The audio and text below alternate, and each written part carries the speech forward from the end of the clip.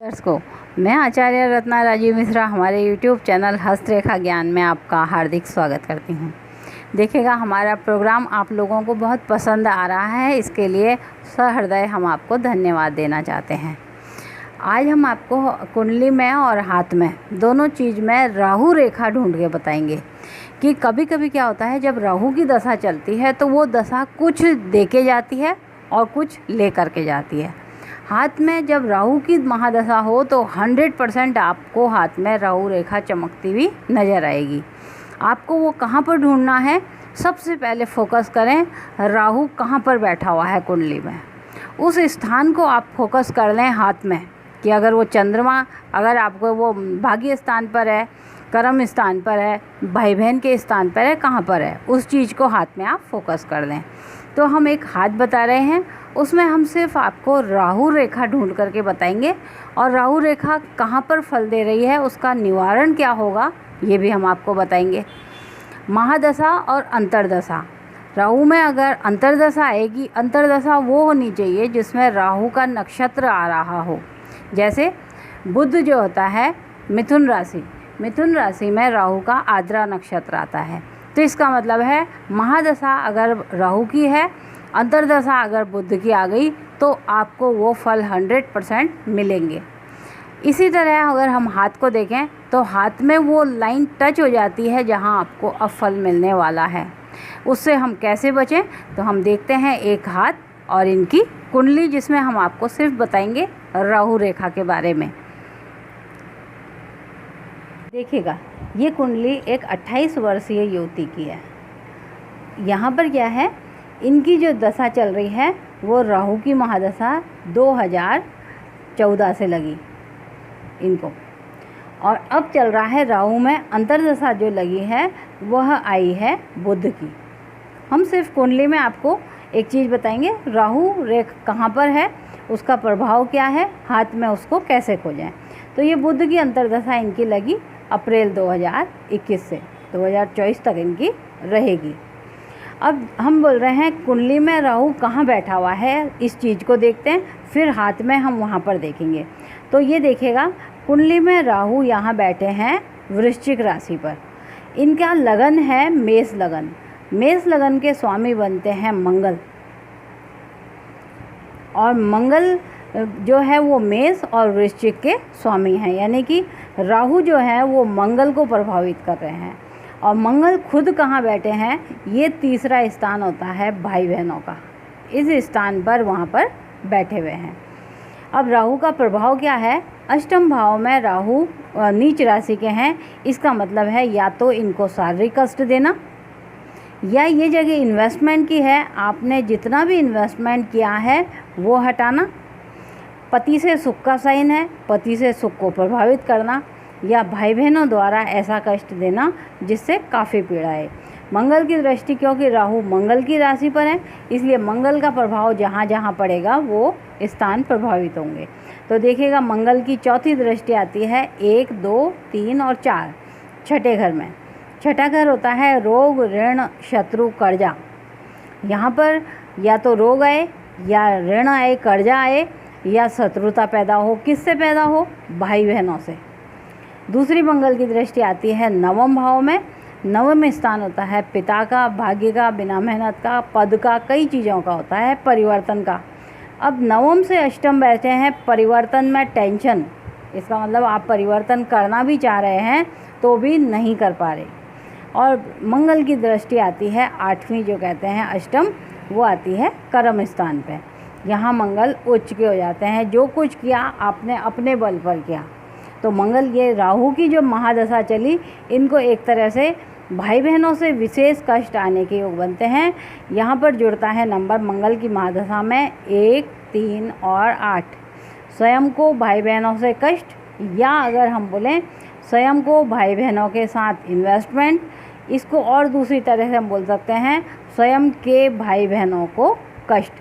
अब राहु है नीच राशि के हैं, गुरु की दृष्टि आ रही है कुटुंब स्थान पर, कुटुंब को खराब नहीं करेगा, लेकिन यहाँ पर केतु भी हैं, इसलिए गुरु का प्रभाव चांडाल दोष का बनेगा, यानी रुपया पैसा फंसना, नुकसान और धोखा होना। लेकिन आपको कर्म अपने बल पर ये पराक्रम से खड़ा कर देगा।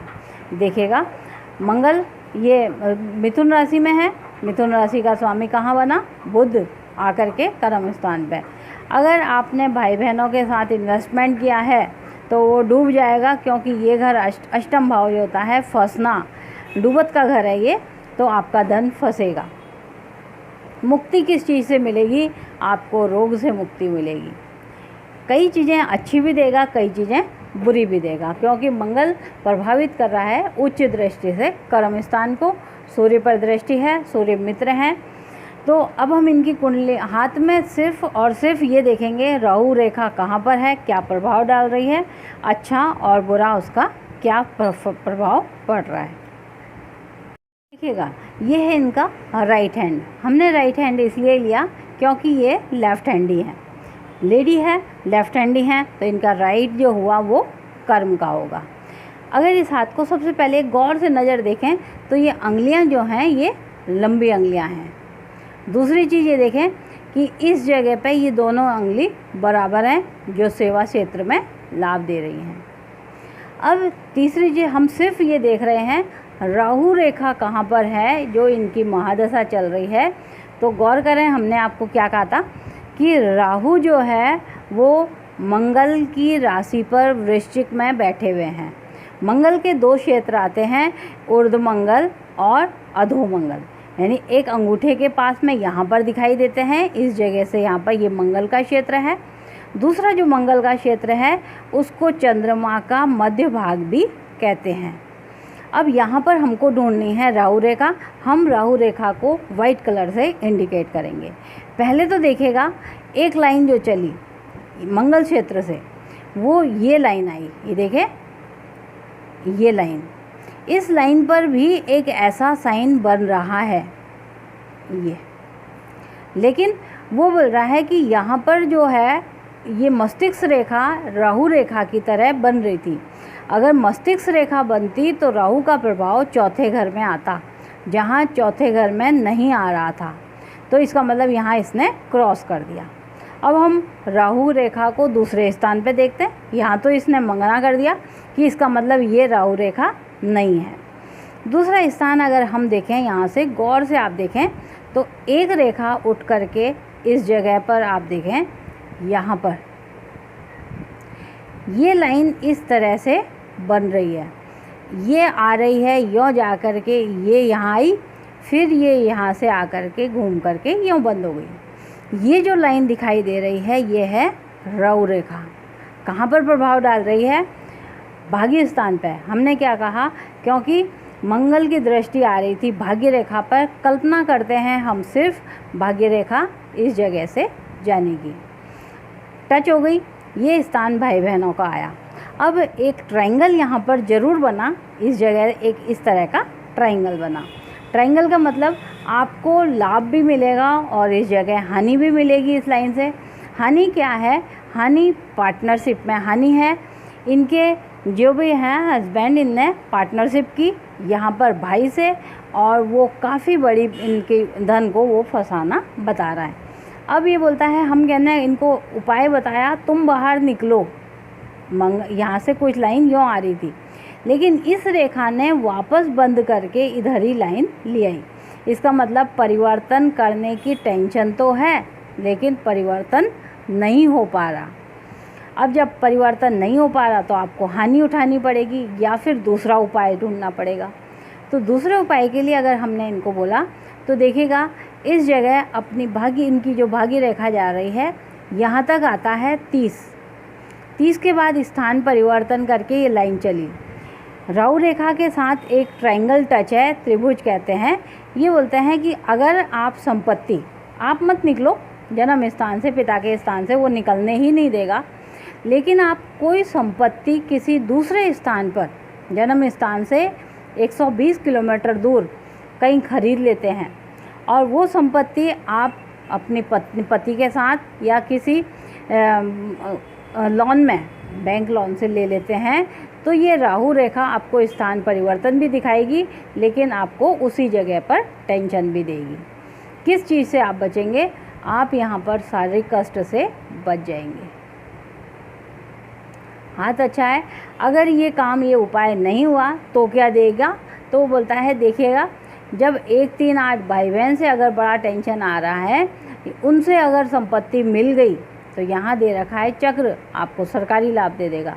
हानि किस चीज़ की दे सकता है, बोलता है पति की हानि, अपने को पति क्षेत्र से हानि दिखाई देती है। देखिए हमने कहा ऐसा कुछ नहीं है, क्योंकि गुरु अंगुली मजबूत है, बेस्ट है, सबसे अच्छी। अगर ये गुरु अंगुली लंबी है तो हमारे को कोई चिंता करने की ज़रूरत नहीं होती। तो यहाँ पर ये बोल रहा है केवल आप क्या करो, स्थान परिवर्तन खुद मत करो, खुद के नाम से कहीं पे प्रॉपर्टी लेकर के इन्वेस्टमेंट कर दो, ये राहु रेखा वहाँ एक्टिव हो जाएगी। इस तरह से हाथ में राहु रेखा स्पष्ट देखी जा सकती है अगर आपकी राहु की महादशा चल रही है। अगर आपको अपने हाथ में या फिर आपकी दशा चल रही है, राहु की कोई महादशा चल रही है और उसमें लंबे समय से आप परेशान होते हुए आ रहे हैं, तो घबराने की कोई ज़रूरत नहीं है, क्योंकि जहाँ पर समस्या होती है उसी जगह पर, उसी लाइन में समाधान भी होता है। सिर्फ देखने की ज़रूरत पड़ती है। लोग देखते नहीं हैं, सिर्फ नग नगीने भी सपोर्ट कर देते हैं, पहन लो, ये कर लो, लेकिन वास्तव में जो उपाय होते हैं वो वहीं पर ही दिए रहते हैं कि आप इस जो बुरा साइन आया है अपने कर्मों द्वारा उसको किस तरह से मोड़ सकते हैं। तो ये था कुंडली के साथ हस्तरेखाओं का विश्लेषण। आज के लिए इतना ही, कल फिर मिलते हैं किसी नए एपिसोड के साथ। तब तक के लिए नमस्कार।